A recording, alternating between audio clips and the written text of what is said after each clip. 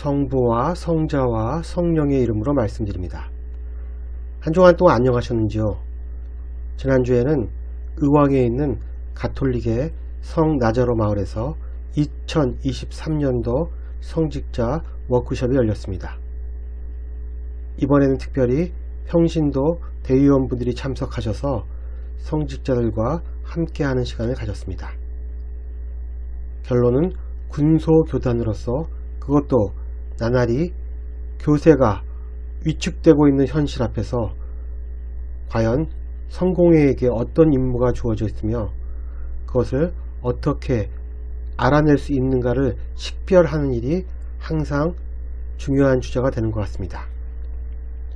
나름의 쓰임새가 있기에 성공회가 이 땅에서 명맥을 유지하고 있지만 기독교에 대해 냉소적이고 적대적인 사회 분위기를 극복한 일은 결코 쉽지 않습니다. 한편으로는 본 일정이 끝나자 방에서 잠을 청했던 저와는 달리 밤마다 밖에서 335 조촐한 자리를 갖는 신부님들을 보면서 이제는 제가 나이가 꽤 들었음을 깨닫는 워크숍이기도 했습니다. 아무쪼록 어려운 환경을 잘 헤쳐나가는 지혜로운 성공의 교회 공동체가 되기를 주님의 이름으로 기원하는 바입니다. 오늘 복음이 들어있는 마테오복음 18장은 예수께서 교회를 상대로 하신 말씀을 모은 장입니다. 즉 마테오 복음사가는 18장에 예수님의 말씀을 모아 이 복음을 읽는 사람들에게 교회라는 신앙 공동체에서의 구체적이고 현실적인 내적 생활의 틀을 제시하고자 했습니다. 우리는 18장을 통하여 당시의 교회 공동체의 생활이 어떠한지를 가늠할 수 있습니다. 그 공동체는 마냥 사랑이 넘쳐 흘렀던 곳은 아니었음이 분명합니다. 18장은 제자들이 예수께 하늘나라에서 가장 위대한 자는 누구인가라는 질문으로 시작됩니다. 그러자 예수께서는 하늘나라에서 가장 위대한 자는 어린아이처럼 자신을 낮추는 자라고 말씀하십니다.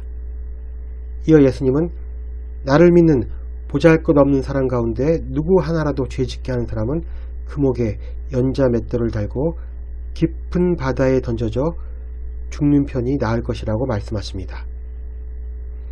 이른 양 한 마리의 비유 역시 신앙의 위기를 맞은 보잘것없는 교회에 대한 이야기이며 이들이 길을 잃도록 내버려 두는 것은 결코 하나님의 뜻이 아니라는 것입니다.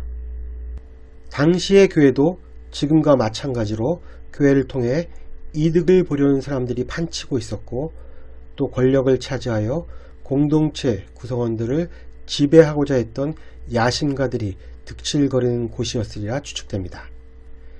이러한 상황에서 예수님의 어린아이에 대한 강조와 보잘것없는 사람 그리고 신앙적으로 길을 잃은 사람에 대해서 배려하라는 말씀은 이미 당시의 교회 공동체가 사회적 약자들에게 그렇게 호의적인 곳이 아니었음을 반증합니다.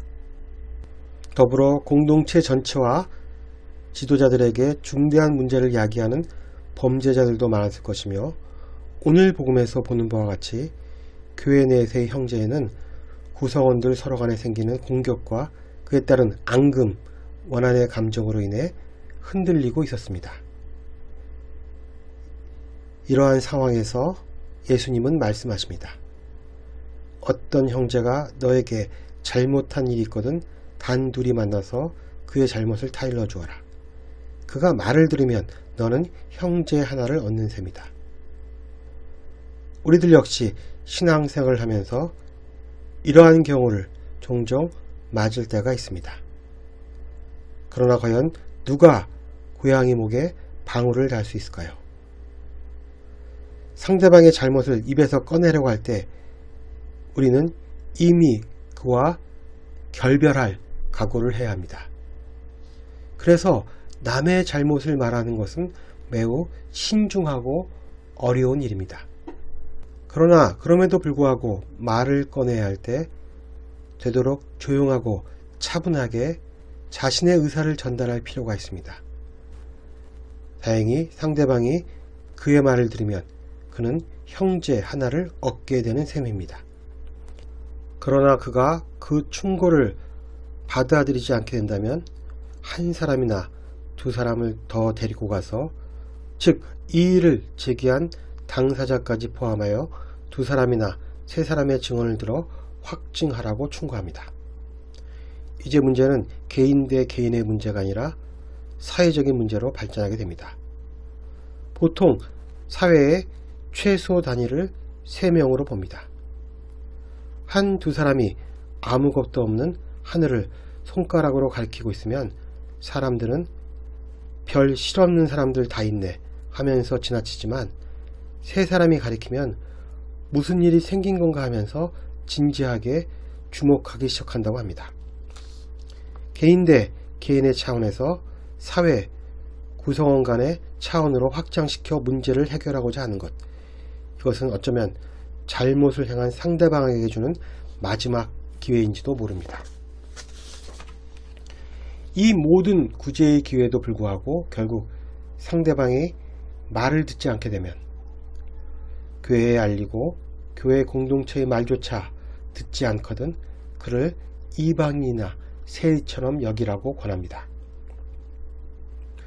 개인에서 최소한의 사회단위 그리고 교회 공동체까지 거쳤지만 여전히 개전에 정이 없을 때 교회는 그 사람과 더 이상 교제하지 말라고 합니다. 즉 잘못한 사람이 공동체로부터 속가지는 것입니다. 이렇게까지 한 이상 당사자 역시 공동체에 다시 발붙이기가 민망하게 되는 것입니다.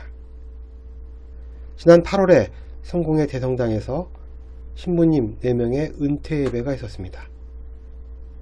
그때 저는 코로나로 여겨지는 몸살에 시달려서 그 은퇴식에 참석할 수 없었습니다. 대신 유튜브를 통해 그 퇴임식을 보게 되었습니다.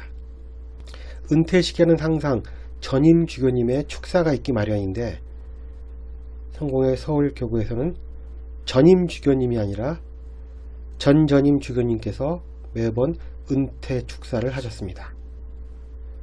누구도 말을 하지 않지만 사람들은 왜 전임 주교님이 사람들 앞에 등장할 수 없는지에 대해 알고 있습니다.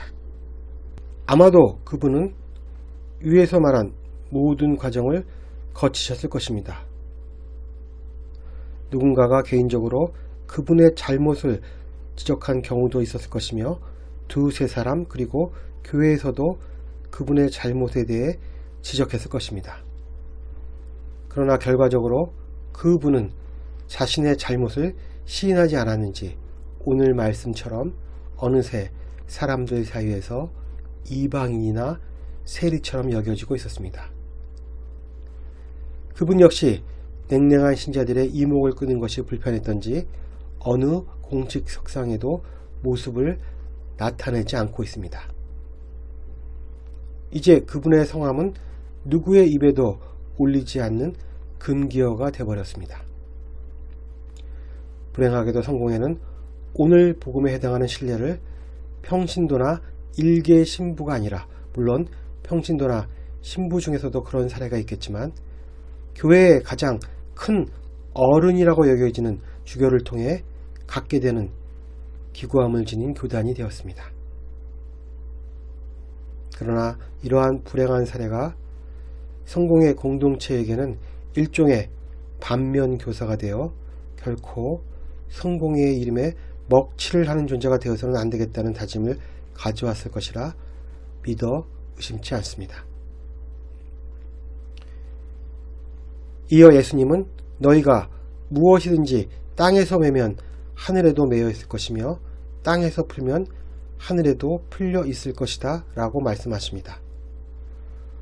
오늘 복음의 맥락에서 보면 이 말씀은 징계의 권한을 의미합니다. 예수께서 교회가 사람을 정죄할 권한과 용서할 권한을 부여받았음을 선포하시는 것입니다. 또 예수님은 너희 중에 두 사람이 이 세상에서 마음을 모아 구하면 하늘에 계신 내 아버지께서는 무슨 일이든 다 들어주실 것이다 단 두세 사람이라도 내 이름으로 모인 곳에는 나도 함께 있겠다 라고 말씀하십니다. 이 말씀 역시 오늘 복음의 맥락에서 본다면 예수의 이름이 목적이 되는 교회 공동체의 일치된 행동에 대해서는 하나님께서 합당한 권위를 부여하신다는 것으로 해석할 수 있습니다. 교회와 인간의 모습과 상황은 유사함을 지니고 있습니다. 모두 다 실체를 지니면서 지상에 그 근거를 두고 있지만 이 둘의 진정한 뿌리는 하늘에 두고 있다는 점입니다. 어떻게 보면 둘 다 이중적이고 분열적인 모습이라고 할 수 있습니다. 복음은 이 둘에게 지상이 아니라 하늘에 계시는 아버지 하나님께 그 염원을 두어야 한다고 강조합니다.